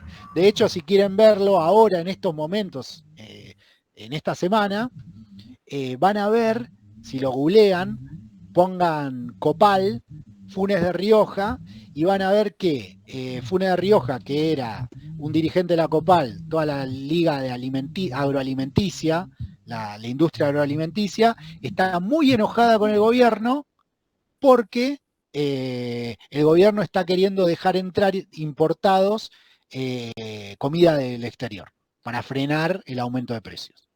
Y entonces ahí juega de qué fuerza tenés vos como Copal de frenarle la importación o qué fuerza no tenés si te entra la importación y perdiste. O sea, de nuevo, contexto histórico, relaciones de fuerza. Ahí no hay manual que valga, ahí hay análisis histórico. ¿Alguien más iba a decir algo y lo pisé? Sí, profesor Luciano. Dale. No, lo que le iba a consultar si entonces el principio de externación no está más relacionado al principio de tu derecho termina cuando comienza el mío. Vos puedes hacer lo que vos quieras siempre y cuando no me perjudicas a mí. Ya cuando te perjudica, existe una externalidad negativa. Esa sería la definición, no de manual, pero sí pragmática. Si el carpintero perjudica al psicólogo que está en sesión, hay una externalidad negativa. ¿Se entiende? Si el carpintero no lo jode, no hay externalidad negativa. Y después en su momento vamos a ver que también hay externalidades positivas. Pero lo dejamos para la clase que estudiamos eso. Bueno, principio 8. El nivel de vida de un país depende de su capacidad para producir bienes y servicios. Este es un punto bastante importante. Si ustedes hacen un listado de los países que tienen buenos niveles de vida, van a ver que necesariamente todos esos países tienen una elevada productividad. ¿Qué quiere decir eso? Que son países que producen mucho. Y una cuestión importante es que la productividad es una condición necesaria, pero no suficiente para tener altos niveles de vida en general en la sociedad. ¿Por qué? Acá vamos a dos casos que son extremos. Dinamarca es un país que tiene mucha productividad y además la productividad, eso que se produce y se produce mucho, se reparte de una u otra manera. Ahora, si nos vamos a Emiratos Árabes, es un país con muchísima productividad, porque básicamente están los pozos petroleros más importantes del mundo, pero ¿qué pasa? Se la quedan dos magnates. Y por lo tanto, bueno, no hay un nivel de vida tan bueno como el que, por ejemplo, tiene Dinamarca. ¿Se entiende? ¿Con esto qué quiero decir? Para ser un país con elevado nivel de vida, necesariamente necesito alta productividad. No obstante, la alta productividad no asegura nivel de vida. ¿Se entiende esta lógica de condiciones necesarias? Dale. ¿Puede ser que ahí esté un poco la diferencia entre PBI e IDH? Hay una relación ahí. A ver, la gran mayoría no, todos los países que tienen un elevado índice, IDH es índice de desarrollo humano. Básicamente los países donde se viven bien. Todos los países que tienen un elevado índice de desarrollo humano tienen un elevado PBI per cápita. No obstante, no todos los países que tienen un elevado PBI per cápita tienen un elevado índice de desarrollo humano. ¿Por qué? Porque puede darse que un país con elevado PBI per cápita, Emiratos Árabes, no distribuya, no sé si Emiratos Árabes tiene alto o bajo, pero digo, los árabes que son 2 o 3 jeques y el resto vive comiendo arroz, ¿no? ¿Cómo? Qatar, Dubái, todo eso. Dubái, no sé, ahí, porque hubo algunos, no quiero meter la pata, porque sé que hubo algunos países árabes que han tenido, a ver, históricamente todos eran 2 o 3 jeques y el resto comía arroz, pero hubo un par de esos países que han tenido una política de desarrollo humano, desarrollo humano con todas las cuestiones religiosas que tienen, más allá de eso, ¿no? Que han mejorado las condiciones de vida de toda la población, o de una amplia mayoría de la población. Pero bueno, siempre se da el ejemplo de algunos de esos países que más allá de que 2 o 3 jeques tienen todo lo que quieren, porque tienen millones y millones de petróleo, la gran mayoría de la población vive en niveles de subsistencia. Entonces, ¿Singapur no sería un ejemplo de esto? ¿Cómo, perdón? ¿Singapur ¿Qué país? ¿No sería un ejemplo de eso? Singapur yo creo que, a ver, tendría que mirar, pero tiene un buen desarrollo humano. Por eso, tiene un buen desarrollo humano y tiene un buen per cápita. Sí, pero a ver, de esos casos, todos los países nórdicos, Alemania, Canadá, son países que digo, no nos tenemos que ir a Singapur, digo, más cercanos, tenemos buenos niveles per cápita, PIB per cápita y buenos niveles de desarrollo humano. Siempre el mejor ejemplo son los nórdicos, en este sentido. Los nórdicos son quienes tienen mejor nivel de índice de desarrollo humano, lejos. Bueno, bien. También son más chicos, ¿no? O sea, son países... Vale la aclaración porque, a ver, por ejemplo, Islandia. O sea, sí, estoy de acuerdo. Por decir, 400 hectáreas, digamos, y de esas 400 hectáreas, que es la extensión del país, ¿cuánto es habitable? 3 hectáreas. Y el resto es todo nieve, y, o sea, nada. Por eso te digo, o sea, si no pueden ellos, que son muy chiquitos, ¿sí? Totalmente de acuerdo, sí. Siempre esta cuestión de las escalas es muy importante. Y no solo las escalas, Claro. también los Sí, porque el contraejemplo de eso sería todas las islas del Caribe también son recontra chicas y son re pobres. O sea, sí, totalmente no de tiene que acuerdo. ver con el tamaño. Uruguay es re chico y tampoco es que está re bien. No sé, o sea. Sí. Es una mezcla de cosas. A ver, el tamaño importa dependiendo la estrategia de desarrollo. A ver, acá en Totalmente, Argentina, a ver, Uruguay, si no, estaríamos al lado de una potencia mundial con Uruguay. totalmente. Acá en Argentina, por ejemplo, no podríamos tener una estrategia de desarrollo, por ejemplo, como la que tiene, pónganle, Irlanda. Claro. Irlanda es un país mucho más chico, pero que tuvo una estrategia de desarrollo centrada en servicios de exportación, y hoy en día es un país recontra desarrollado. Pero bueno, a ver, es otra lógica de cómo opera Irlanda. Tampoco podríamos tener una estrategia de desarrollo como la que tuvo Australia, más allá de que muchas veces se compara Argentina con Australia. ¿Por qué? Porque Australia tiene una cantidad de recursos naturales y una diversidad de recursos naturales, y además de eso tiene una cercanía con los grandes centros de consumo del mundo que Argentina no la tiene.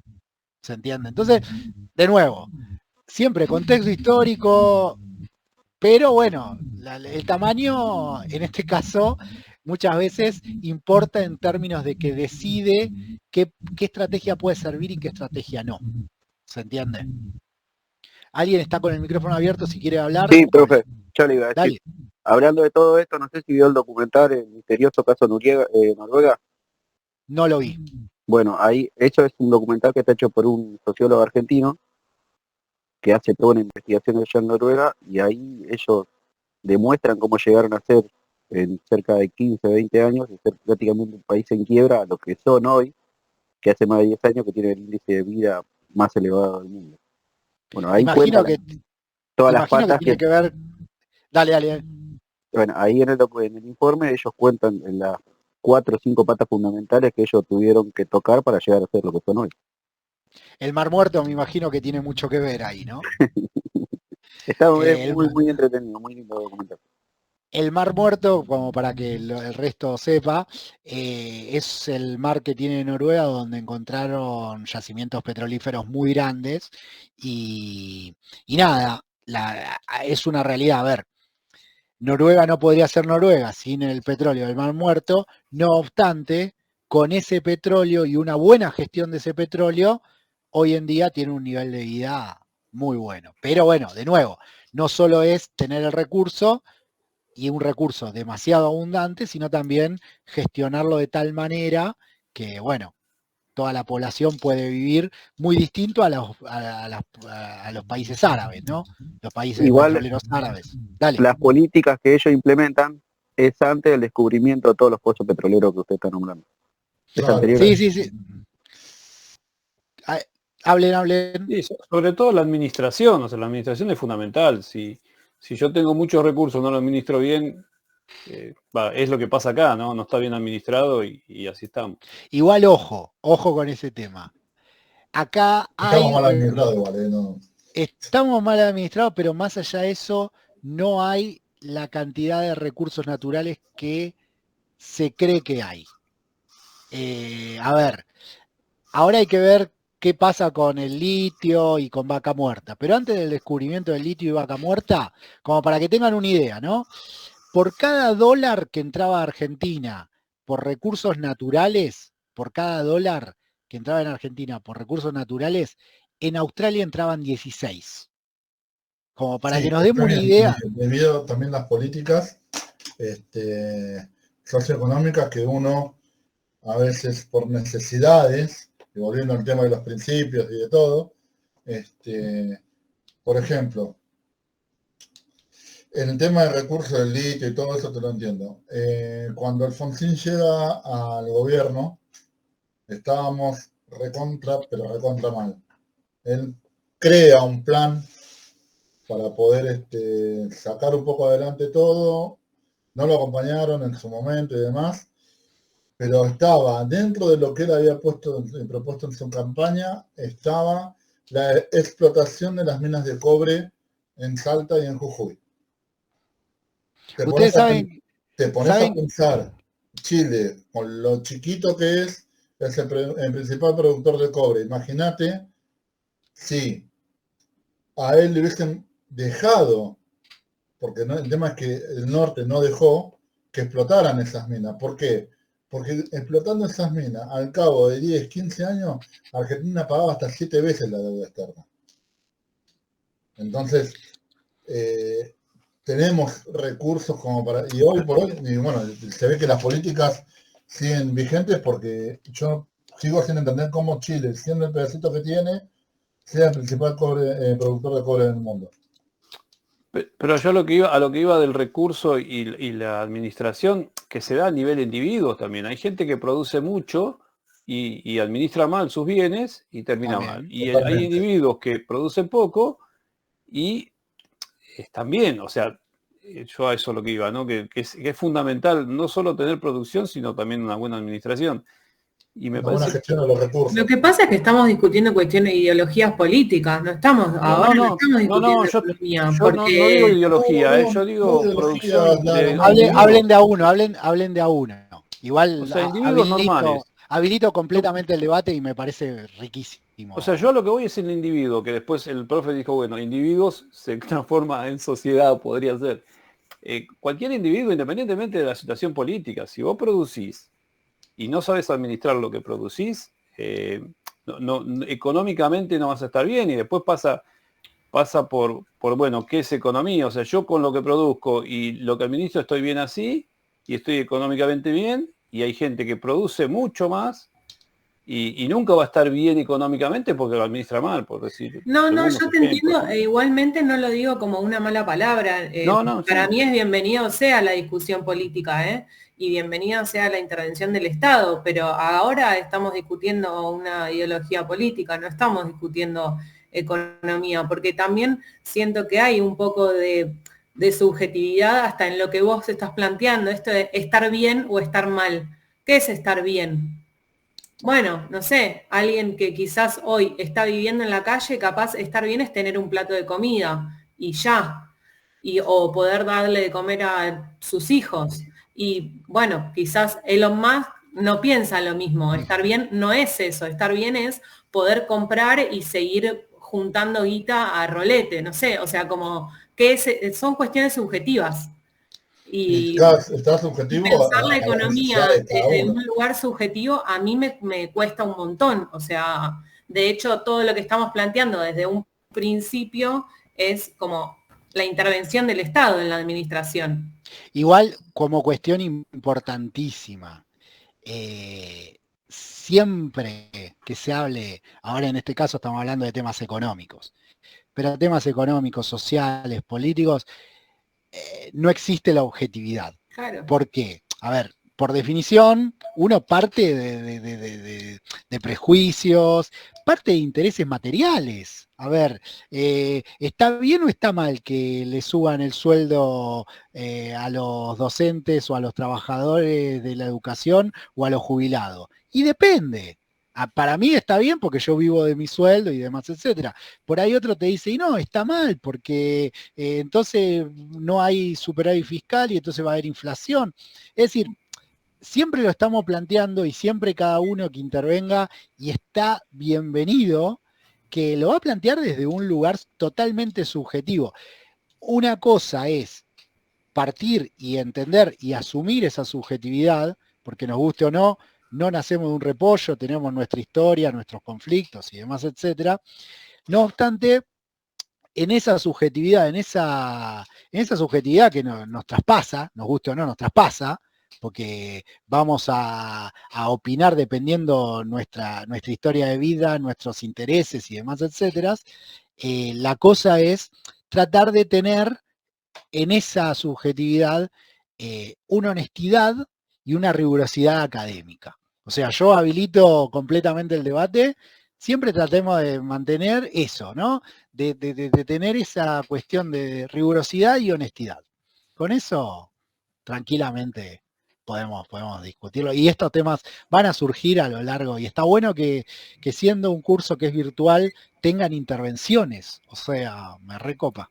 Sí, otra cosa que estaba pensando, que hace un rato estaban hablando bueno, no me acuerdo si nombraban Dinamarca o cuál de esos países de por allá. Y pensaba en esto como, sí, como yo también tiendo a pensar, qué bien que se administran, qué bien, qué fabuloso, pero también al mismo tiempo, por ejemplo, hace relativamente poco leía que en Finlandia las multas no tienen un valor estipulado fijo, sino que es un porcentaje de tu sueldo. Ah, no sabía. Lo cual a mí me pareció fabuloso, genial, me parece que está muy bien, digamos. Que no a todos, o sea, que a todos nos cueste lo mismo, y bueno, no sé si venía por ese lado, pero tiene que ver con la equidad, digamos, que Ahora, no, perdón, que nos cueste. ¿Las multas de tránsito o qué multas? Sí, en este caso específico eran de tránsito, digamos, como cruzar un semáforo en rojo no te sale 1.000 pesos, te sale, no sé, estoy tirando por tirar, el 0,5 de tu sueldo. Claro. Ahora, yo también pensaba, eso es inaplicable acá. O sea, aunque en la teoría probablemente la mayoría estemos de acuerdo, si el impuesto a las ganancias, los que lo tienen que pagar no lo quieren pagar, imagínate si tienen que pagar más por cruzar el semáforo en rojo que alguien que cobra menos. No van a querer. Ahora, Lara, pero también no se puede de a uno. Al mismo tiempo, digo, espera que quiero cerrar con esto. Sí. En una economía recontra informal, que quizás alguien labura pero no tiene un recibo de sueldo, ¿cómo haces para cobrarle ahora no sé en qué porcentaje de trabajo informal estamos, pero debe ser bastante alto? Claro, eso es lo que yo quería decirte, que hay mucha gente que trabaja de remisero, de Uber, que son puestos informales, que no le puedes sacar un porcentaje para cobrarle una multa. Sí. Hay gente que claramente no tiene recibo de sueldo porque no lo blanquean, y también hay gente que no lo blanquea para no pagar impuestos, ¿no? Imagino que acá entre casi los 60 conectados, por una cuestión estadística, seguramente debe haber alguna madre separada que debe estar peleando con un padre que no está pasando cuota alimentaria y que tiene un sueldo en negro y dice que no cobra nada. Me imagino, ¿no? Por grandes números, pero bueno. Luciano, dale. Sí, no, me gustaría hacer una consulta, Lara, si no molesta. Dale. No, yo quería saber qué es lo que a ella le parece extraordinario de que la multa se cobre sobre un porcentaje del sueldo. No entiendo qué sería lo lindo a diferencia de lo nuestro. No, esto es totalmente personal, o sea, yo creo que está bien. A mí me parece que, por ejemplo, hoy en día, no sé cuánto, manejo, pero bueno, no tengo auto, así que no tengo que pagar multas. No sé hoy en día cuánto puede valer, por ejemplo, cruzar un semáforo en rojo, pero suponete que valga, no sé, tiro un número, 50 lucas. A una persona, como decía Hilda, a un remisero que está, o alguien, no sé, un docente que le están pagando poco, tiene hijos, lo que sea, y tiene que laburar de Uber aparte para poder llegar a fin de mes. Esas 50 lucas le representan algo que a Galperín, perdón la palabra, pero le chupa o sea, si se le caen no los levanta, ¿entendés? ¿Puedo decirte algo? Y la igualdad ante la ley, porque los dos cometen la misma. Pero pará, esto no es que está bien o está mal. A mí no me parece justo. Es recontra personal, como quizás vos no estés de acuerdo y está bien, como nada. No es que no esté de acuerdo ni quiera debatir en contra tuyo, sino yo decía, para vos, ¿qué es lo mejor?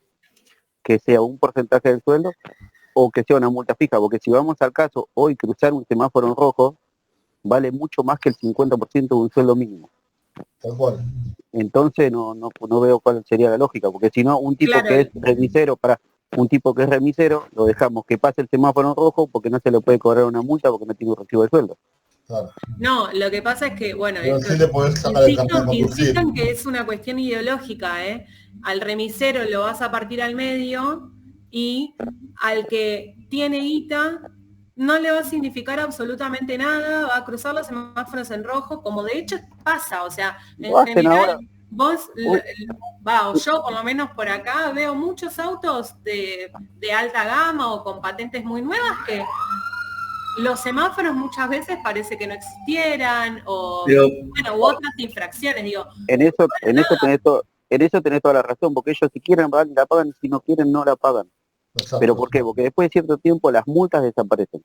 Entonces buen día de mañana quedás exento. El tema es que ahí lo que vos planteás se rompe el principio de equidad. ¿Por qué a uno sí y al otro no? Tiene que ser igual para todos. Pero para eso tenés el sistema de puntos de los registros de conducir. Claro. Igual, chicos, chicos, que nos estamos yendo mucho del tema. De economía nada, dice. Yo banco los debates y banco, pero bueno, nos fuimos mucho del tema. No, sí, pero bueno, acá no nos fuimos muchísimo de tema. Es más, en algún momento iba a dar una opinión, pero si no la sigo y no nos vamos a comer más. Bien, pero productividad, principio. Este principio entiendo que se entiende bastante bien. Bueno, acá un poco desarrolla este principio que el nivel de vida de un país depende de su capacidad de producir bienes y servicios. Como dijimos, es condición necesaria, no suficiente. Vamos al punto 9. Y acá vamos a tener debate en el momento en que vamos a tener una unidad sobre macroeconomía, donde charlemos estos temas más en profundidad, pero bueno, también un principio de McHugh plantea que cuando un gobierno imprime mucho dinero, los precios se incrementan. Y esto es bastante lógico. Lo que acá podemos discutir es si esto pasa exactamente igual en todos los lugares, si depende del país va a haber una mayor o una menor propensión a la suba de precios. En economía se dice en cuánto tiempo es el traspaso. Básicamente, si yo emito hoy, mañana suben los precios y en cuánto suben. Si yo hoy aumento al doble la cantidad de dinero, mañana los precios suben al doble o por ahí suben un 20% en el próximo año. Bueno, eso depende mucho, contexto histórico, situación, como les decía hace un rato. A ver, si Estados Unidos emite dólares, Estados Unidos tiene, si se quiere, un changüí, vamos a llamarlo así, para emitir y que no vaya inflación. Puede emitir unos cuantos dólares. Total, siempre va a haber argesiosos de agarrar dólares, yo entre ellos, obviamente. Porque más que un respaldo, porque es una moneda aceptada. Es una moneda que está aceptada internacionalmente y que vos sabés que vos la guardás, y está bien, va a haber algo de inflación en el medio, pero vos hoy en día te guardás $100 y dentro de 3 años te vas de viaje a cualquier país del mundo y seguramente vas a comer 5 o 6 veces en cualquier país del mundo con esos $100. Sí, mirá, entonces, no sé si va de la mano con lo que hablábamos hoy del carácter. A ver, de a uno, porque si no se me... Así como me lo dijeron, pero me dijeron que ante la emisión de tantos billetes de pesos que hubo, al no tener el respaldo necesario para poder decir, bueno, yo avalo esta emisión, era como decir que prácticamente lo que circulaba era como un tipo de plata falsa, sin respaldo. No sé, en este caso, respaldo, supongo que se refiere a la demanda. Tiene que ver con la demanda. A ver, ¿qué quiere decir? A ver, no es que la plata es falsa, sino que básicamente los pesos, porque sabemos el proceso inflacionario que hay y sabemos el proceso inflacionario que viene, nadie se los guarda, nadie los acumula. ¿Y eso qué implica? Que nadie se los guarde, que nadie los acumule. Que guita que tenés, guita que reventás. Y digo, reventás en consumo o reventás en términos de, bueno, me sobraron, pónganle que somos unos afortunados, fin de mes me sobraron 100 lucas, ¿qué hacen con esas 100 lucas? Y van a la casa de cambio y se compran $100, ¿se entiende? ¿Por qué? A ver, para no perder en pesos hay que tener, si se quiere, opciones de inversión muy sofisticadas que poca gente entiende y se mete. Entonces, guita que tenés en pesos, o te vas y te compras unas empanadas en las empanadas de la abuela, o bueno, o te vas a la casa de cambio y la cambiás por dólares. Entonces, plazo fijo bono podría ser un ejemplo, y sí, pero bueno, a ver, el plazo fijo se pierde contra la inflación. El plazo fijo hoy en día está perdiendo contra la inflación. Pero Bonos luego, depende qué bono. Pero bueno, por eso es algo muy sofisticado. A quien le interese entender la cuestión financiera de Argentina, les recomiendo que es un podcast que está muy bueno. No es de mi agrado quien lo hace, porque cursó conmigo la maestría y me llevo muy mal, pero hay que reconocerle que hace un muy buen podcast que se llama FMI. Está en Spotify, es el podcast número 1 del país. Se llama FMI, Financiero, Monetario e Irreverente. A quien le interese, sígalo al pibe, a Leandro, que más allá de que yo me llevo mal, tengo una mala experiencia con él, pero hace un muy buen podcast. Y ahí él te tira opciones para invertir en Argentina. Pero digo, a ver, para no perder en pesos, tenés que ser un inversor muy sofisticado. Como para que se den una idea, yo soy economista y a mí guita que me sobra, me voy y me compro dólares. No me meto en esas cuestiones tan sofisticadas. Porque, bueno, tampoco me interesa estar continuamente mirando, uy, subió esta acción, gané plata, uy, perdió. No, yo compro y después lo uso, me voy de vacaciones, qué sé yo. Pero bueno, es muy difícil mantenerse en pesos y no perder plata. Pero bueno, les decía, como principio, cuando un gobierno imprime mucho, los precios a la larga, en algún momento y en alguna magnitud, los precios se incrementan. Después podemos discutir cuáles son las mediaciones y cuál es el tiempo, cuál es el porcentaje que se incrementa, pero como principio general está esta relación. No hay economista medianamente serio que niegue que emitir dinero en algún momento, emitir, no estoy diciendo emitir un poquito, digo emitir, en algún momento eso desemboca en inflación. Después podemos discutir si desemboca rápido, desemboca lento, si desemboca todo, si una parte se va a ahorro. Después podemos discutir eso. Pero la relación causal emisión-inflación en distintos grados existe. Bueno, acá, después si quieren, mírenlo, es un poco propagandístico, pero el video de YouTube lo tienen si ustedes entran en la filmina, tocan ahí. Es un poco propagandístico, bastante panfletario, pero es divertido. El ejemplo de Tío Rico es un corto de 5 minutos. Los invito a verlo.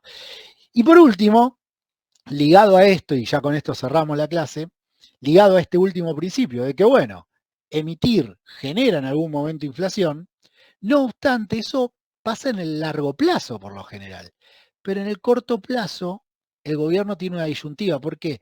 Porque la emisión en el corto plazo puede generar una caída del desempleo.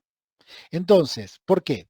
Y porque si yo emito, genero dinero y a la gente le voy a generar cierto poder de compra. Esa gente con cierto poder de compra va a ir a comprar y algún que otro empresario va a tomar gente para cubrir esa demanda, esa nueva demanda, al menos en el corto plazo. Y entonces en el corto plazo eso puede generar que caiga el desempleo. Y entonces siempre los empresarios, acá lo plantea como los empresarios no, los políticos, acá lo plantea como la sociedad enfrenta esta disyuntiva. Quien enfrenta esta disyuntiva realmente son los políticos. Entonces, ¿qué pasa? Los políticos tienen como incentivo en los años electorales emitir para generar actividad económica y reducir el desempleo y entonces que los voten.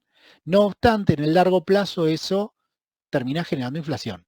de una u otra manera, más o menos, genera inflación. Entonces la disyuntiva es, bueno, si yo emito tanto, póngale una base monetaria nueva, ¿qué hace? Y me reduce el desempleo a la mitad. ¿Y qué hace con la inflación? Y la puede aumentar al doble o la puede aumentar un poquito. Si la aumenta un poquito, pero me reduce el desempleo a la mitad, voy a emitir. Ahora, si reduce poco el desempleo y me duplica la inflación, no voy a emitir. Por lo tanto, siempre existe esta disyuntiva y esta disyuntiva muchas veces genera lo que se denomina el ciclo económico. El ciclo económico que procesos de fuerte crecimiento y fuertes caídas. Después vamos a ver, los invito a que vean también este videíto, pero también en la unidad de macroeconomía, vamos a profundizar en este principio.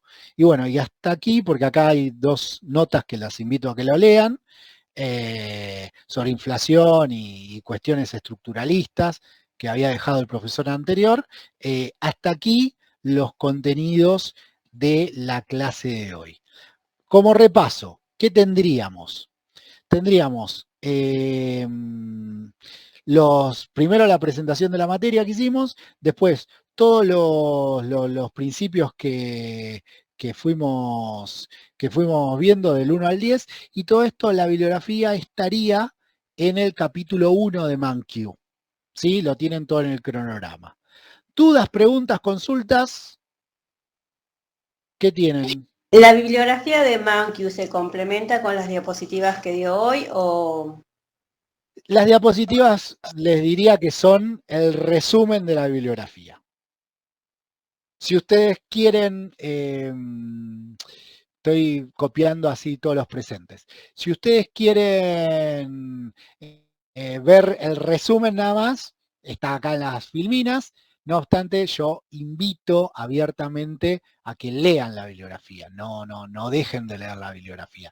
La bibliografía es recontra legible, recontra sencilla para leer, se lee muy fácil, no van a tener ningún problema, y si la leen después de la clase, van a pasar por un tubo. Además es letra grande, tiene muchos ejemplos, tiene cuadros, nada.